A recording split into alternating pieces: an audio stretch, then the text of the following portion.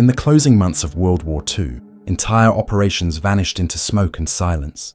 Convoys erased from naval logs, archives sealed under top secret, and agents who disappeared before their reports were ever filed. What began as ordinary military record-keeping became a mosaic of redactions, missing reels, and false leads stretching across decades. Beneath the surface of Europe's surrender lay fragments of a deeper war, one fought not with tanks and artillery, but with deception, secrecy, and silence. These are the forgotten cases buried within restricted vaults and burned ledgers, where truth is written in the margins and the dead still whisper through coded frequencies.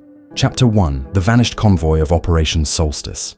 On February 10, 1945, as the Eastern Front collapsed under the weight of the Soviet advance, a small fleet of German vessels departed from the port of Gdynia under the codename Operation Solstice. Officially, the Kriegsmarine recorded the movement as a routine resupply to northern garrisons in Norway.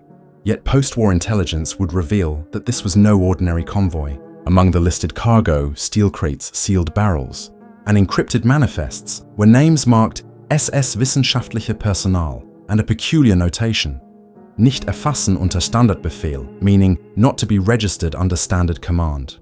The escort included the destroyers Z-39 and Z-43, both equipped with experimental radar jamming systems that had never before been deployed in open sea.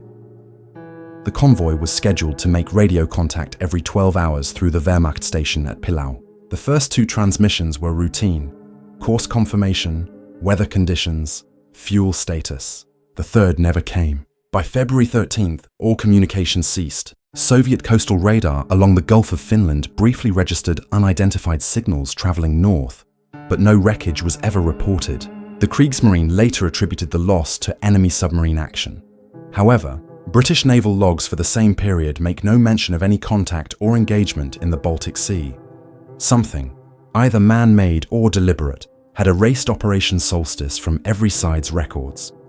In 1946, an MI6 field officer named Henry Caldecott received a set of debriefing transcripts from a captured German radioman, Oberfunker Dieter Scholz. Scholz claimed he had been part of the Pillau Signal Corps during the final months of the war. According to his testimony, one of the last messages from the Solstice convoy was transmitted in cipher format A9 Theta, used exclusively for SS scientific transport. The partial message, later reconstructed from British intercepts, read, "Eagle secured, Northern Light to follow." Intelligence analysts debated for decades what Eagle referred to, some suggesting personnel, others suspecting technology. Whatever the meaning, no Northern Light ever appeared. By 1952, Allied intelligence began to suspect that Solstice had not been destroyed, but diverted. Declassified Royal Navy sonar sweeps of the Barents Sea revealed large metallic anomalies beneath the ice shelf east of Svalbard. The shapes, consistent with medium-sized cargo hulls, were never recovered due to extreme conditions and Soviet territorial restrictions. Norwegian fishermen from Tromsø later reported unusual debris washing ashore, fragments of wooden crates stamped with the Reichsadler and numbers beginning AH-45O. These were confiscated by Norwegian authorities and handed to NATO's Arctic Command. None were ever seen again. In the Cold War years, the mystery deepened. Soviet archives opened briefly after the fall of the USSR contained scattered references to Operation Solstice, a phonetic match to solstice, describing a German logistical activity of unknown nature intercepted near Murmansk, February 1945. The attached memorandum from GRU Major Anatoly Grishin included an alarming note. Recovery unit encountered materials of unnatural mass. Disposal orders initiated under Directive 2113K. No further explanation was provided. The Soviet response, according to internal files, was immediate. Classified recovery teams deployed from Arkhangelsk within hours of the report. Meanwhile, Western intelligence grew increasingly interested in post-war testimonies from German naval officers. Admiral Karl Jesko von Puttkamer, formerly of Hitler's naval staff, claimed in a 1949 interrogation that a final contingency operation had been approved in January 1945, involving scientific material too valuable to surrender. He refused to elaborate further. Decades later, when interviewed for a BBC documentary, his translator recalled that Puttkamer repeatedly used the word verlegt, meaning relocated, but each time stopped himself from explaining where. In 1973, a Norwegian geological survey team conducting seismic studies near Bear Island detected a large metallic echo approximately 400 meters below the sea floor. The anomaly was cylindrical, almost 70 meters long, and magnetically active. Classified under the internal codename Project Harpoon, NATO scientists were flown in to examine the data. The report, now partially declassified, noted the presence of metallic interference consistent with WWII-era alloys. A single page at the end bears the words, "Possible connection. Operation Solstice Convoy, Gdynia Barents, 1945, followed by a redacted paragraph and the seal of the US Office of Naval Intelligence. Further fragments of the story emerged in 1991, after the brief opening of Soviet intelligence files. Among the released material was an operations summary from the 3rd Northern Fleet Intelligence Directorate. Dated March 2, 1945, it described the recovery of an unidentified German vessel, partially submerged beneath ice fissures. The document included 3 blurred photographs showing what appeared to be a ship's hull with a swastika partially scraped off. Handwritten beneath the images were the words, "No entry." Cargo classified under non-biological. The report was signed off by a Captain I.L. Markov, who later died in a plane crash near Murmansk under unclear circumstances. Years later, maritime historian Dr. Franz Keller stumbled upon an unindexed crate in the Bundesarchiv in Koblenz. Inside were fragments of microfilm reels labeled Convoy Sonnenwende, U-logs. The frames contained partial coordinates and log entries from U-3113, a Type 70C submarine assigned to the Arctic Patrol Line in early 1945. The last entry, dated February 14th, reads simply, "Convoy sighted, lights extinguished, all radio silent, proceeding under observation." Then nothing. The next page of the film was black. Attempts to locate survivors or corroborating witnesses yielded little. Some claimed to have seen men in black uniforms speaking German at a Murmansk hospital weeks after the war's end. Others reported hearing of a mysterious shipment unloaded under Soviet guard and transported south by rail. None of these accounts could be verified, but together they painted the outline of something vast, deliberate, and erased. The mystery of Operation Solstice persists today as one of the war's most elusive naval enigmas. Divers exploring the Barents Sea under private funding in 2004 reported sonar hits consistent with 2 medium-sized wrecks lying within a restricted Russian naval zone. Russian authorities denied access and issued no comment. The region remains off-limits to civilian research. Every decade, fragments resurface, radio intercepts, naval maps, censored intelligence briefings. But the truth remains buried beneath ice and bureaucracy. Some claim the convoy carried nuclear research materials. Others whisper of human cargo. Scientists and their families spirited away to rebuild secret projects under other flags. The few surviving documents end the same way, with one chilling line handwritten across the final page. Solstice delivered. Await further instruction. The world will likely never know what sailed out of Gdynia that February night. The sea keeps its secrets, and Operation Solstice remains one of them. A ghost fleet that vanished into the Arctic silence, its logbooks redacted, its purpose forgotten, and its shadow still moving beneath frozen waters. Chapter 2. Project Echo, The Forgotten Transmissions. In the early winter of 1948, the British Signals Intelligence Service at Ios Nikolaos Station, Cyprus, intercepted a faint, rhythmic broadcast echoing across the 1725 MHz shortwave band. The signal repeated every 47 hours, each instance nearly identical. A burst of static, a pause, then an encrypted sequence in an obsolete Enigma pattern, one not used since 1945. At first, operators dismissed it as post-war interference, but when a junior analyst, Lieutenant Peter Marlowe, ran the cipher through a decryption simulator, he noticed something unusual. The code format matched the Abwehr's wartime Grey Fox cipher, an encryption system believed to have been completely dismantled after the fall of Berlin. By January 1949, the British had confirmed that the transmissions were not random atmospheric noise.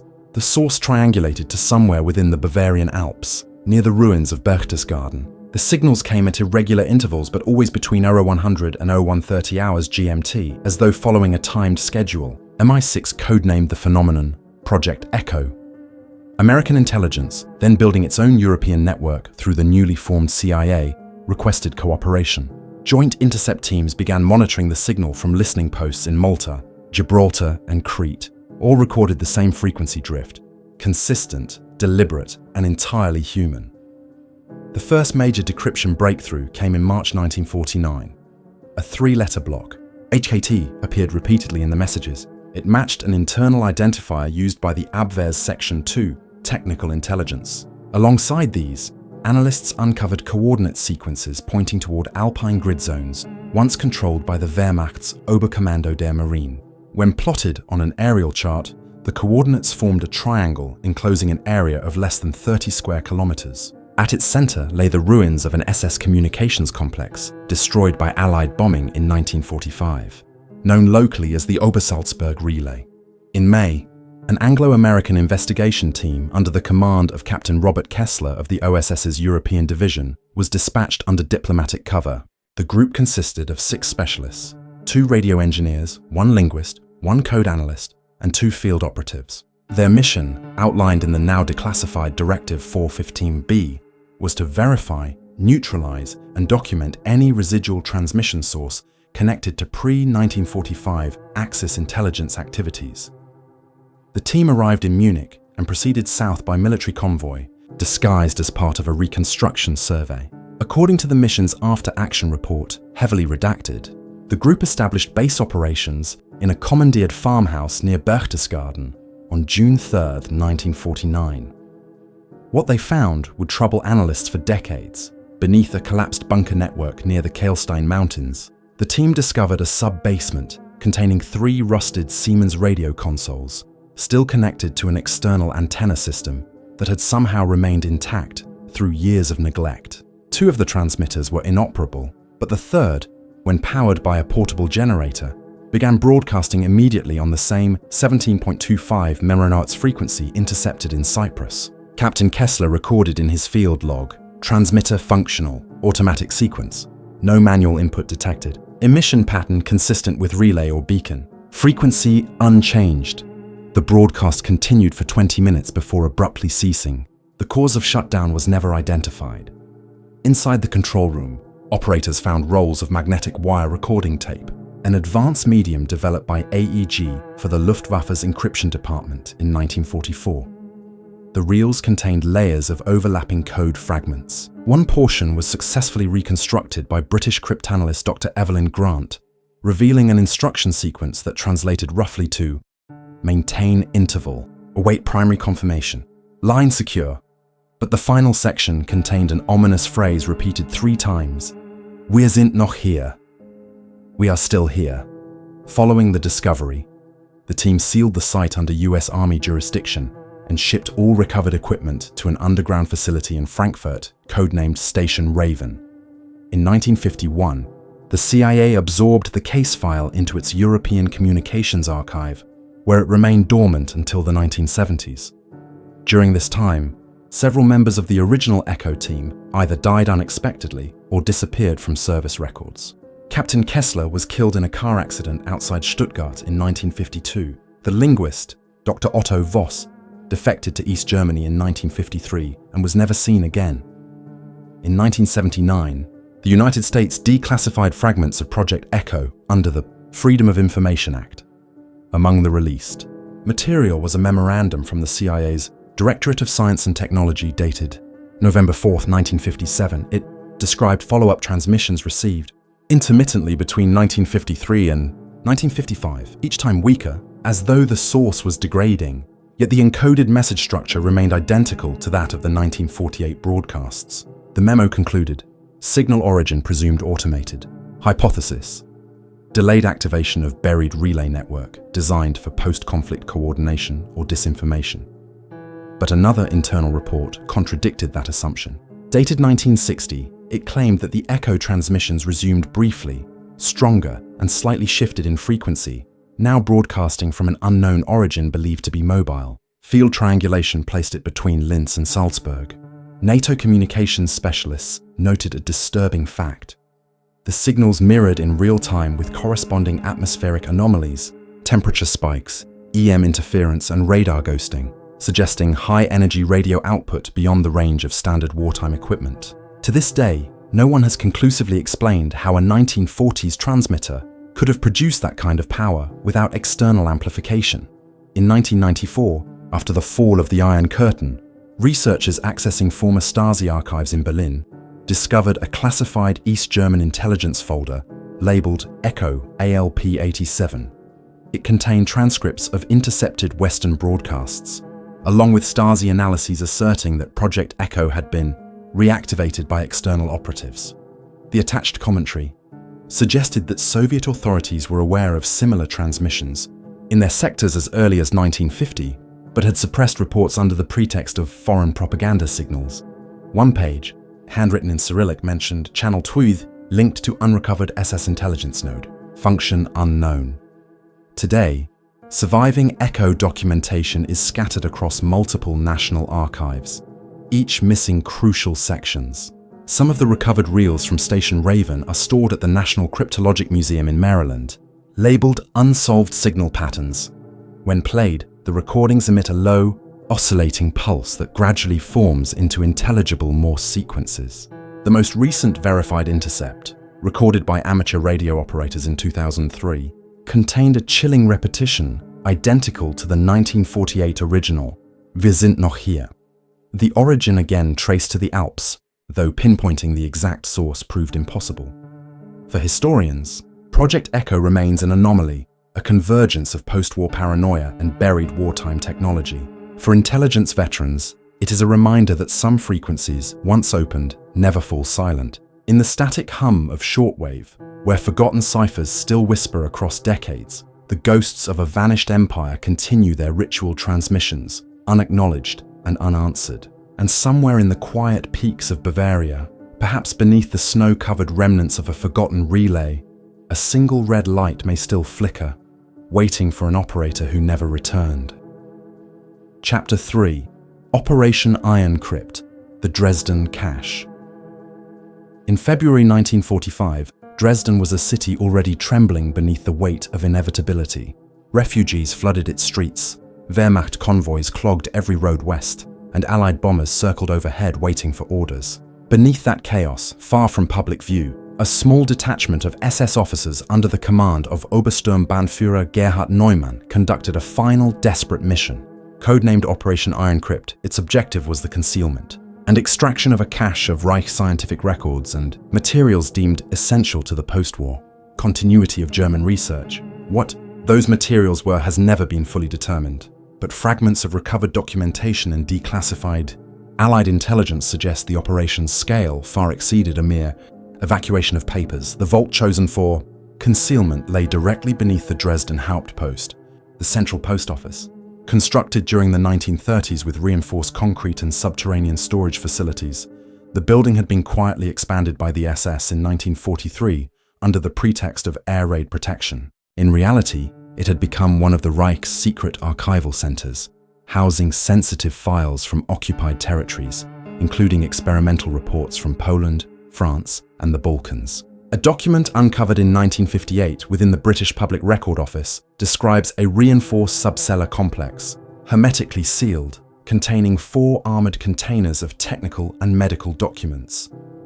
The memo, written by a Major Thomas Arbery of the Special Operations Executive, SOE, referenced Iron Crypt as a priority target for post-liberation seizure. On the night of February 13, 1945, the night Dresden burned, the post office was struck by multiple high-explosive bombs during the opening wave of the Allied air raid. Witnesses reported violent secondary explosions beneath the ground. When fire crews later entered the ruins, they found entire lower levels collapsed, the air thick with the stench of burning paper and chemicals. What remained of the Iron Crypt vault was sealed in molten debris, inaccessible beneath tons of rubble.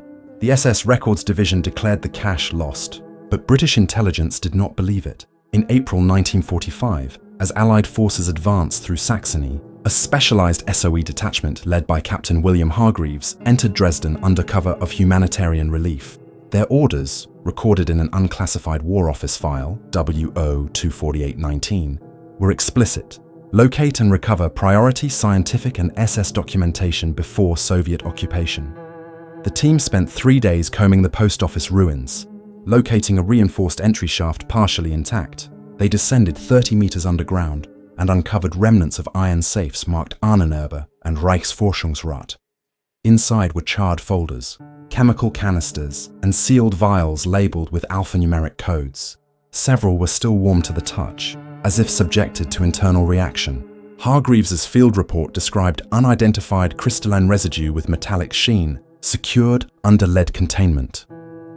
The material was flown to London under guard and entered into an inventory marked classified, Biotech 45.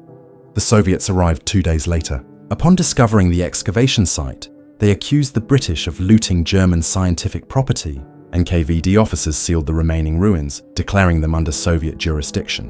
Whatever remained of the Iron Crypt was now beyond Allied reach. For years, both sides traded accusations of stolen archives, but neither admitted possession of the full cache. The site was eventually rebuilt during East German reconstruction, its foundations filled with concrete and reclassified as a postal museum. Beneath that structure, historians believe, the last remnants of Iron Crypt remain entombed. The Cold War transformed Iron Crypt into legend. In 1953, a warehouse fire in Kew destroyed several SOE storage units containing European field logs, including Hargreaves's personal notes. The official investigation ruled it an accident. Yet a month before the fire, an anonymous message reached the BBC's foreign desk. Ask about the Dresden vault. They are not all papers. The message was traced to a public telephone in Hamburg. The caller never identified. By the 1960s, rumors of Iron Crypt resurfaced through defected Eastern Bloc intelligence officers. One Stasi informant, using the alias Eric L., provided startling claims to West German authorities. He described a Soviet-engineered recovery operation in 1946, where Red Army engineers extracted 2 of the original SS containers from the post office site. The crates were allegedly transported to the Kurchatov Institute near Moscow under the directive of Lavrenti Beria himself. Documents accompanying them, according to Eric L., referenced Category Z human trials conducted between 1942 and 1944 at a facility near Krakow, trials involving neurological and cryogenic adaptation. Western intelligence dismissed his story as disinformation, but the dates aligned precisely with known Ahnenerbe research schedules. Decades later, a classified British Defence Intelligence Memorandum, DI Tech 22173, declassified in part during 2002, mentioned the rediscovery of Iron Crypt-related film reels in a captured Stasi archive. The reels, degraded and brittle, contained footage of lab environments, SS medical personnel, and experimental chambers filled with frost-covered instruments. One frame bore a placard reading Project Niveus. No further identification was made. The archive vanished during the chaotic dissolution of East Germany in 1990.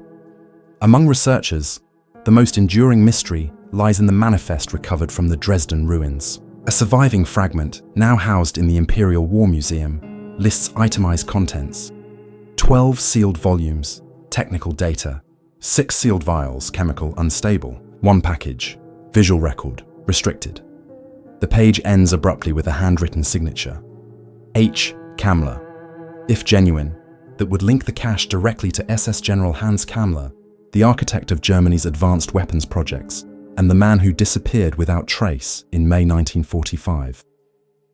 No confirmed sighting of Kammler was ever recorded after the war, though both the CIA and Soviet GRU opened separate files claiming to have tracked him beyond 1946. Eyewitness accounts only deepened the unease. A Dresden resident, Anna Klug, then a 17-year-old courier, told Allied interrogators she had seen uniformed men carrying sealed containers through the burning streets toward the Elbe River the morning after the raid. They were silent, moving like ghosts, she recalled in a 1946 transcript. Each one had a crate with the eagle mark. They didn't look back. No one ever found those crates. Today, the exact contents of the Iron Crypt remain classified or destroyed, depending on which government one asks. Independent divers exploring the Elbe near Dresden have located metallic debris consistent with wartime containers, but no definitive proof. German historians continue to petition access to remaining sealed files under the Bundesarchive's restricted section, yet large portions remain redacted. References to Category Z persist across multiple unrelated documents, always accompanied by abrupt gaps or burned microfilm sections. The Dresden cache stands as a monument to both the desperation and secrecy of a dying regime. a vault where the Reich attempted to bury its final truths beneath a city that would soon be obliterated from the air. And though its ashes cooled long ago, whispers of what lay inside still surface in classified reports, anonymous letters, and corrupted microfilm reels that refuse to fade. Whatever was locked in that vault, it was deemed too dangerous for any victor to claim and too significant to be forgotten. Operation Iron Crypt remains sealed not only in concrete, but in silence, a silence that governments on both sides of history have carefully preserved. Chapter 4. The Ghost Airfield of Novaya Zemlya. In the summer of 1964, a reconnaissance satellite belonging to the United States Corona program captured a sequence of photographs over the Arctic archipelago of Novaya Zemlya. Amid the barren tundra and permafrost, analysts at Langley noted an anomaly: an airstrip over a kilometer long, carved neatly into the ice shelf, complete with 2 hangars and a fuel depot. The strangest detail wasn't the base's existence, but its markings. The runway stencils were distinctly Germanic, faded Gothic script reading Nordstern. To Cold War analysts, that single word was enough to reignite one of the most disturbing rumors to survive from the last days of the Third Reich: that Germany had attempted to relocate elements of its Luftwaffe and research personnel to the Arctic in the war's final months, declassified. CIA briefing notes from October 1964 described the discovery as a non-Soviet installation. Within Soviet territory, the airfield's architecture appeared inconsistent with post-war Soviet designs. Its hangars were prefabricated steel types matching those used in 1943-44 by the Luftwaffe's Arctic Air Command. A joint CIA-ONI assessment codenamed Frostline proposed 3 hypotheses: that it was 1, an abandoned German wartime outpost later adapted by the Soviets; 2, a Soviet deception site to test Western satellite recognition; or 3, a surviving relic of an unrecorded German evacuation effort.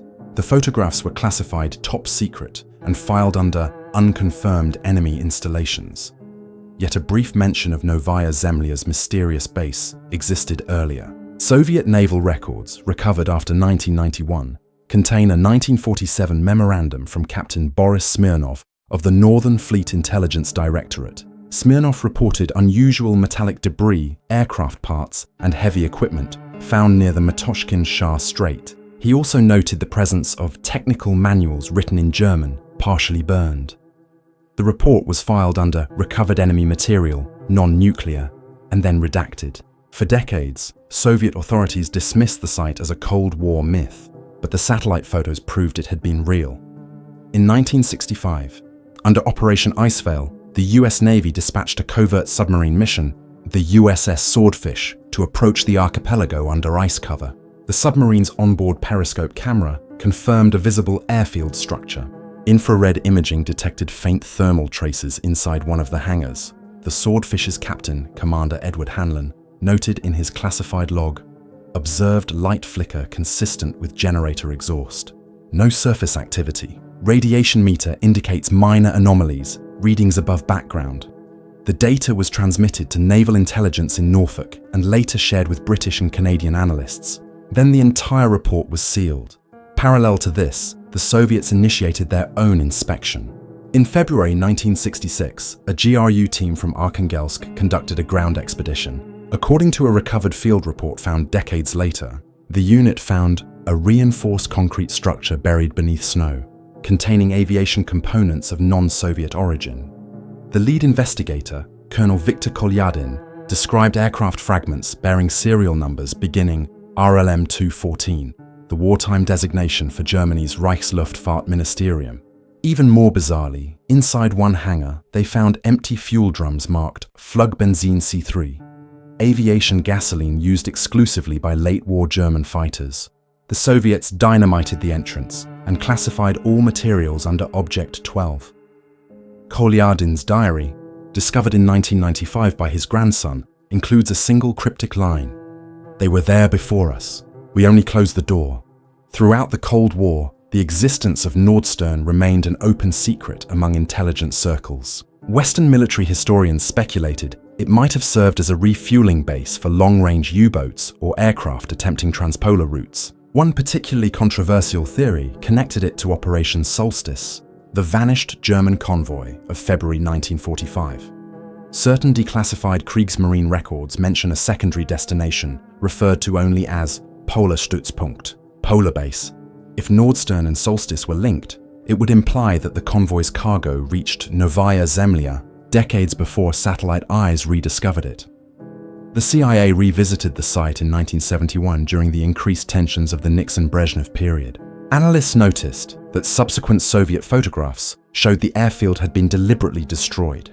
The hangars were demolished, runway markings scraped clean, and the surrounding area irradiated, likely through controlled detonation. No Soviet records publicly acknowledged such an operation. However, US sensors detected a low-yield nuclear test in the vicinity around the same time, officially listed as peaceful geological research. Privately, CIA memoranda labeled it sanitization.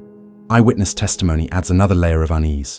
In 1978, two Norwegian trawler captains, Leif Olafsson and Arne Hauge, filed a report claiming to have seen orange luminescent shapes rising vertically from the sea near Novaya Zemlya during a late-night fishing expedition. The shapes ascended soundlessly and vanished into low cloud. Soviet radar records from Murmansk that same night registered transient radar reflections over the Barents. The incident was buried under routine airspace anomalies, but intelligence officials familiar with Frostline noted that the coordinates overlapped exactly with the destroyed Nordstern site. Further research into the airfield's origins revealed that the Third Reich's Arctic operations had indeed intensified in 1944-45.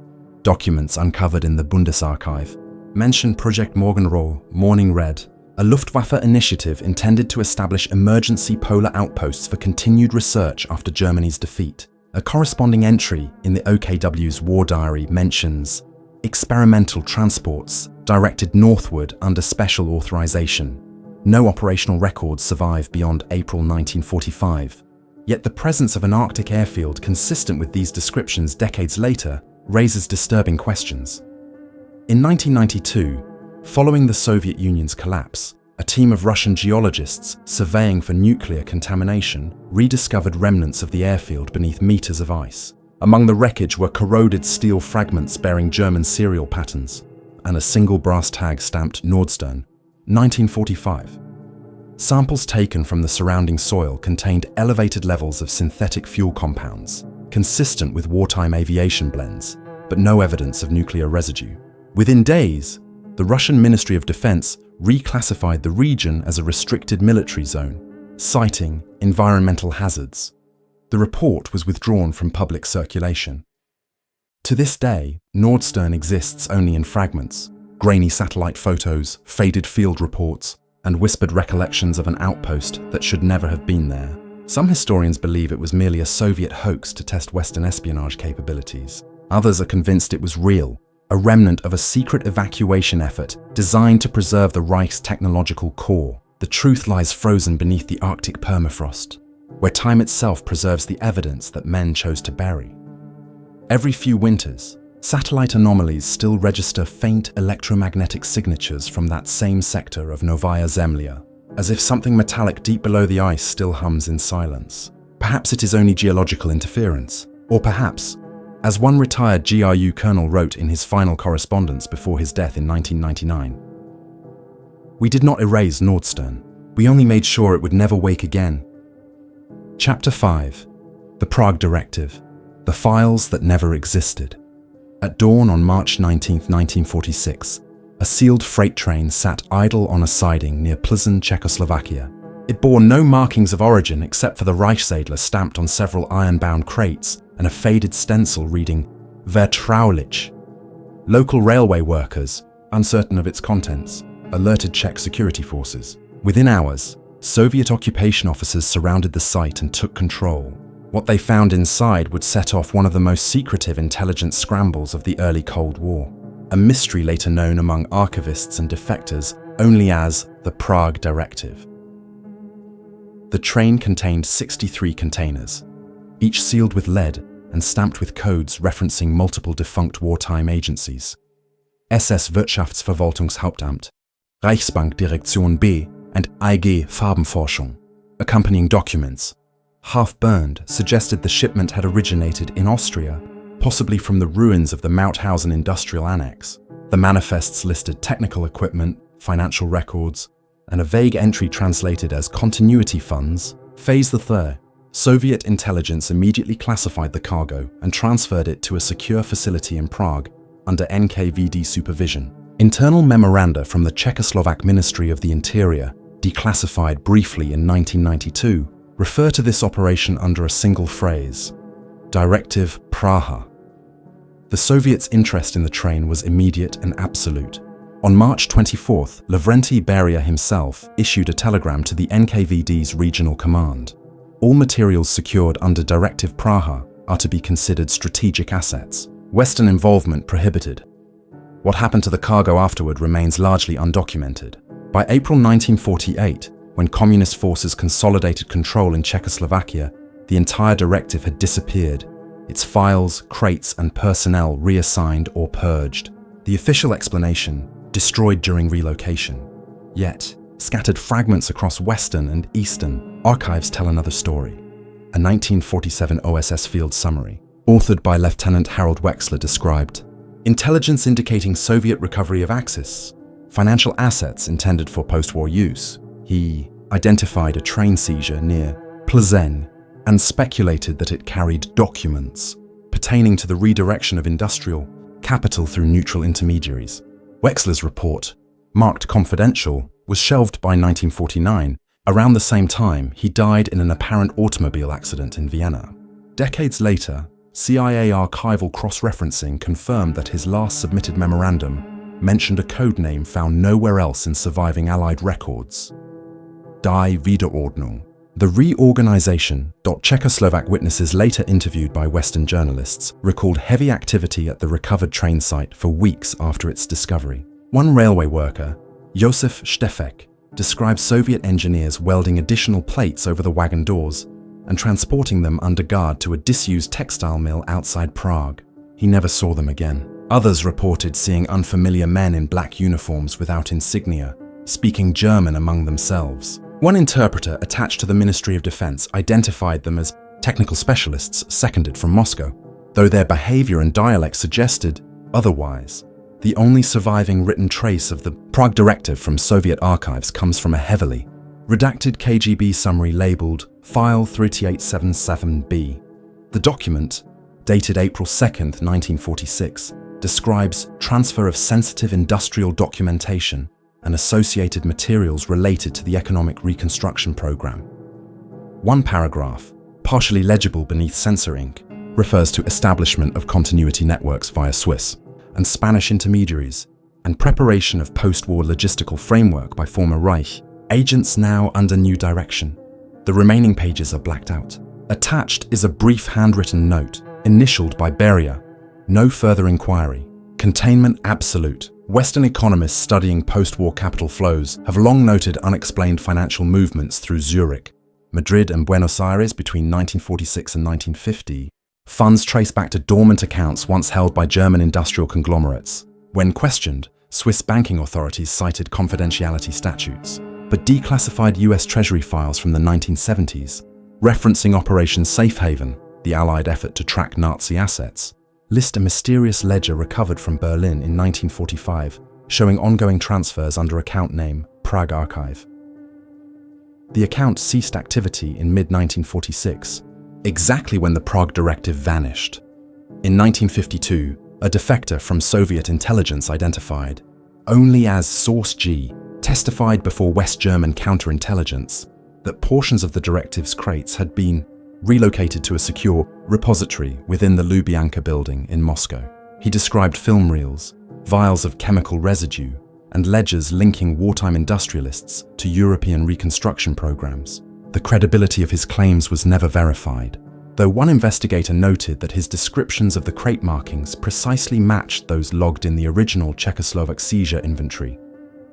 Even after the Cold War, scattered clues continued to emerge. During a brief window of access to Czech state archives in 1991, a historian named Dr. Helena Vitkova located a carbon-copied index card file dated from 1946.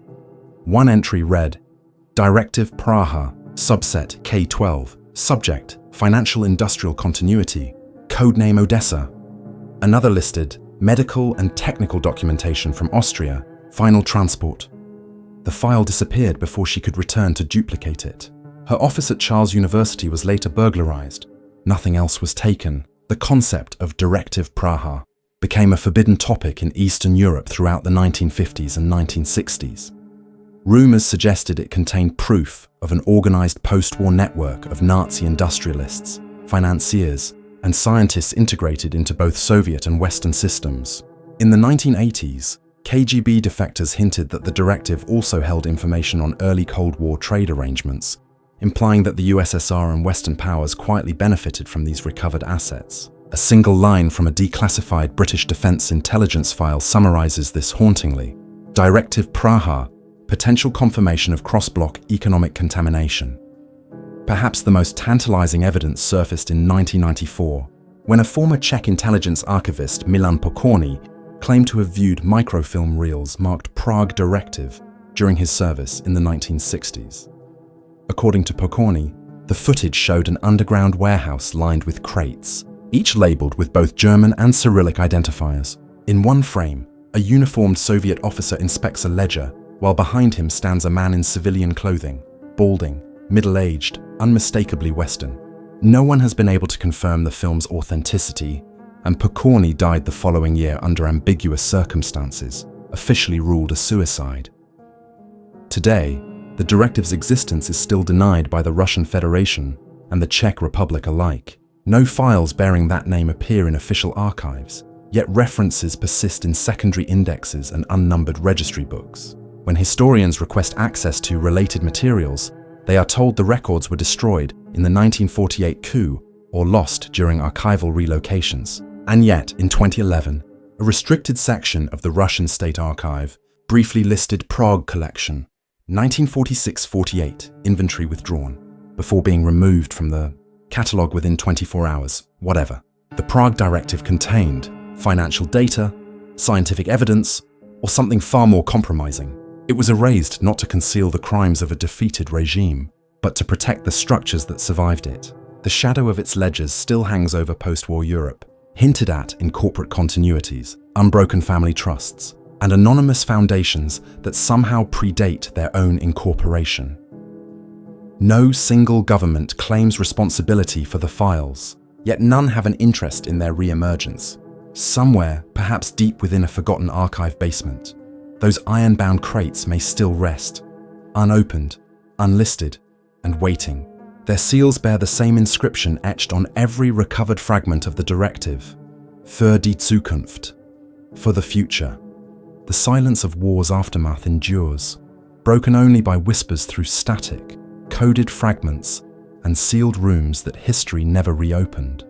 Operation Solstice, Project Echo, Iron Crypt, Nordstern, and the Prague Directive form a chain of buried evidence stretching across frozen seas and burnt cities, linking vanished men and secret orders that never reached daylight. Every archive yields a trace, but not the truth. Perhaps these files were never meant to be found. Perhaps they were designed to survive us. And somewhere, locked beneath decades of dust and denial, the forgotten machinery of the last Great War still hums faintly, waiting for someone to listen again.